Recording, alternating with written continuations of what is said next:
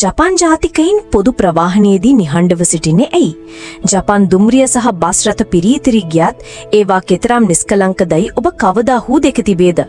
ഘോഷාකාරී සංවාද නැත, දුරකථන ඇමතුම් නැත, සංගීත හඬක් නැත, නිශ්ශබ්දතාවයක් පමණි. මෙය ආචාර ධර්ම ගැන පමණක් නොවේ. එය ගෞරවය, සමගිය සහ පුද්ගලික අවකාශය යන ජපාන් වටිනාකම් සමග ගැඹුරින් බැඳී ඇත. ජපානයේ ප්‍රසිද්ධියේ විශේෂයෙන් ප්‍රවාහනයේදී ශබ්ද නගා කතා කිරීම බාධාකාරී සහ නොසැලකිලිමත් ලෙස සැලකේ. විශේෂයෙන් සීමිත බෙදාගත් අවකාශයන්හි අන් අයගේ සාමයට බාධා නොකිරීමට මිනිසුන් විශ්වාස කරයි. බොහෝ මගින් මෙම කාලයේ විවේක ගැනීමට, කියවීමට හෝ සරල විවේක ගැනීමට භාවිතා කරයි. ඒ නිසා ඔබ බොහෝ විට දුම්රියවර නිදා සිටින පුද්ගලයන් දකිනු ඇත.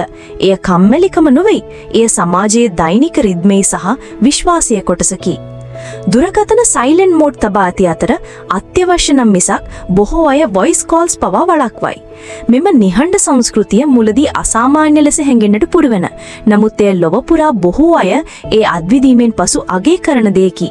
විශේෂයෙන් ഘോഷාකාරී නගරවල.